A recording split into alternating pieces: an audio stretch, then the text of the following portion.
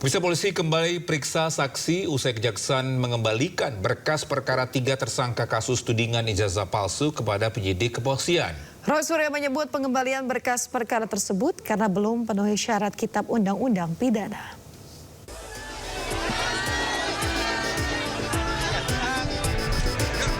Kejaksaan mengembalikan berkas perkara 3 tersangka kasus tudingan ijazah palsu kepada penyidik kepolisian. 3 tersangka yang dimaksud yakni Roy Suryo, Rismon Senipar, dan Tifauzia Tiasuma. Kubu Roy menilai pengembalian berkas itu pertanda bahwa penyidik belum memenuhi syarat dalam Kitab Undang-Undang Hukum Acara Pidana. Maka alhamdulillah kalau saya sesuai dengan prediksi saya P19. Jadi P19 itu dikembalikan. Memang ada jatah waktu P19 itu adalah 14 hari dalam KUHP lama. Dalam KUHP baru memang nggak ada detail, tetapi artinya hampir sama. Jadi kalau itu dikembalikan, maka nanti akan ada pengembalian lagi bolak-balik sampai dengan P21. Dan memang harusnya bolak-balik itu tidak boleh selamanya bolak-balik. Memang nanti kalau kemudian jaksa peneliti atau kejaksaan itu melihat berkasnya ini tidak komplit atau tidak memenuhi syarat, ya bisa berhenti. Artinya selesai, artinya perkara tidak jadi naik, tidak jadi dilimpahkan tapi tidak bisa naik, dan akhirnya perkara harus di SP3 atau berhenti.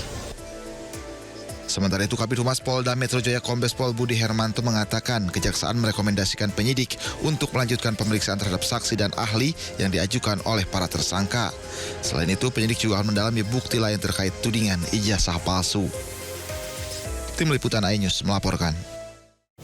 Ya, sementara itu Presiden ke-7 Republik Indonesia Joko Widodo menyebut kasus fitnah ijazah harus sampai di pengadilan. Meski ia telah memaafkan 2 tersangka kasus ini, namun Jokowi menegaskan proses hukum tetap berlanjut.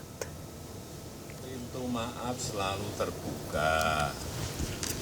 Tapi sekali lagi... Hal ini disampaikan Presiden ke-7 Jokowi di kediamannya di Solo, Jawa Tengah. Menurutnya, kasus pelaporan ijazah ke Polda Metro Jaya adalah urusan hukum. Jokowi menjelaskan pintu maaf selalu terbuka, namun memaafkan merupakan urusan pribadi. Sementara urusan hukum harus terus sampai ke pengadilan. Karena Jokowi menginginkan pengadilan sebagai forum untuk menunjukkan bukti mengenai kasus fitnah ijazah.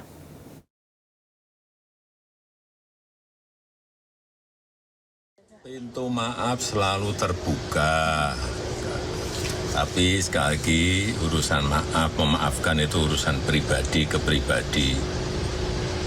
Kalau yang di Polda Metro itu sudah urusan hukum, artinya urusan pribadi ya urusan pribadi, maaf memaafkan, tetapi urusan hukum ya urusan hukum.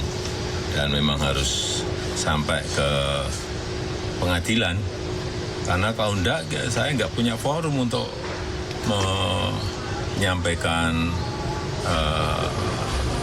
bukti mengenai kasus ijazah. Pemirsa, sidang gugatan ijazah Presiden ke-7 Republik Indonesia Joko Widodo melalui mekanisme citizen lawsuit digelar di Pengadilan Negeri Solo. Dalam persidangan diwarnai interupsi dari pengacara Joko Widodo.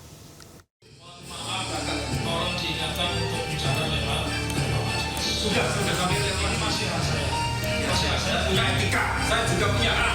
Ini masih mohon yang dia monitor dari keberatan. Ya, silakan. Nah, dia sudah menuduhkan kepada saksi ini. Etikanya gimana? Saya tidak melakukan.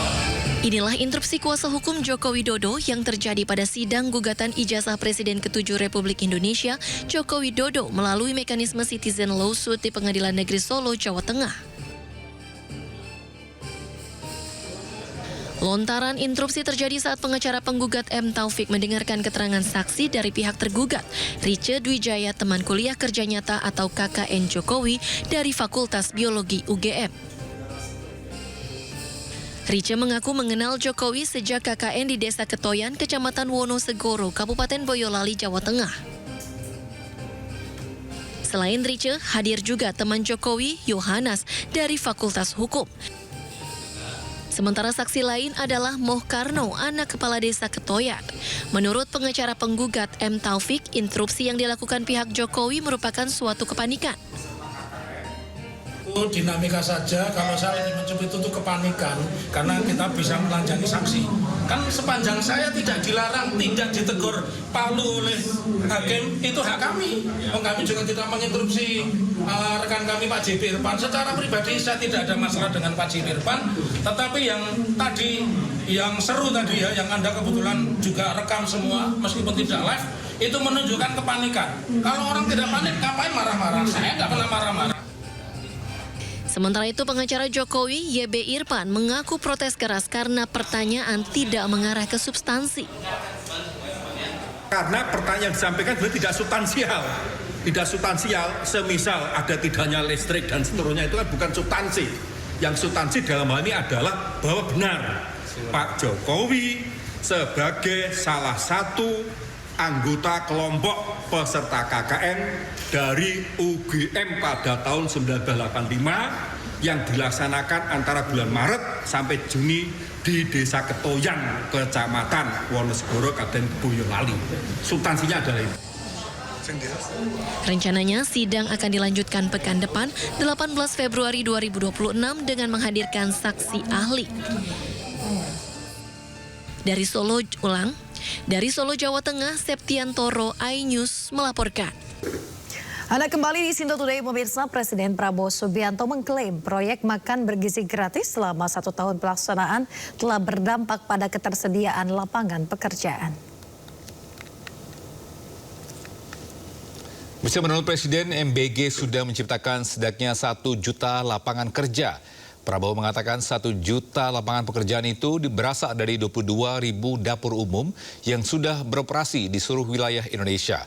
Prabowo menyebut dalam satu desa yang terdistribusi MBG, paling tidak terdapat 10 hingga 20 orang yang bisa bekerja sebagai pemasok bahan pangan.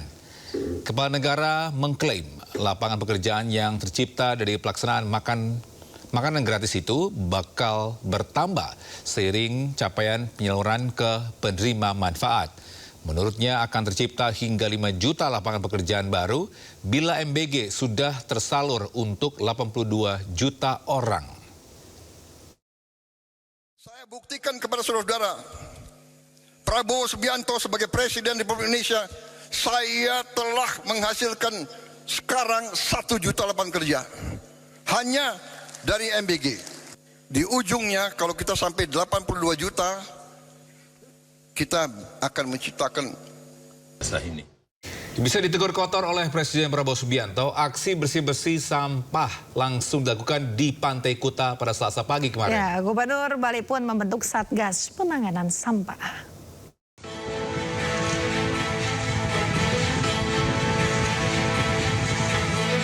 Gerak cepat penanganan sampah di kawasan wisata Kuta langsung dilakukan Forkopimda Bali, melibatkan TNI Polri, Dinas Lingkungan Hidup serta siswa sekolah untuk aksi bersih-bersih pantai.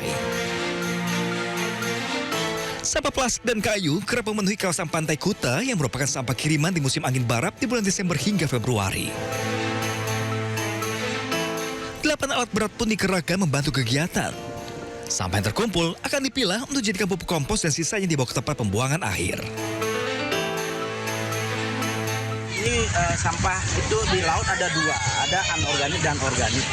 Yang anorganik tentunya itu campur antara plastik, ada dedaunan, ada binatang-binatang laut. Itu akan dipilah, kemudian akan dibawa ke TPA karena TPA masih bisa berfungsi ya. Tetapi kayu-kayu kita potong, sekarang kita kerahkan tukang potong, itu kita akan bawa ke mesin wood chipper kami di Mengui Tani. Setelah menjadi bubuk, dia banyak fungsinya, bisa buat kompos, bisa untuk menguruk, bisa untuk media tanam. Itu untuk kayu-kayunya. Kita udah siapkan alat untuk mencacah. Aksi bersih-bersih ini digelar usai kritikan Presiden Prabowo terkait penanganan sampah di kawasan wisata Kuta. oh, Bali so dirty now. Bali not nice. Maaf ya, Gubernur Bupati-Bupati dari Bali ini real loh. Bali bulan Desember 2025. Ini pantai Bali. Bagaimana turis mau datang ke situ lihat sampah?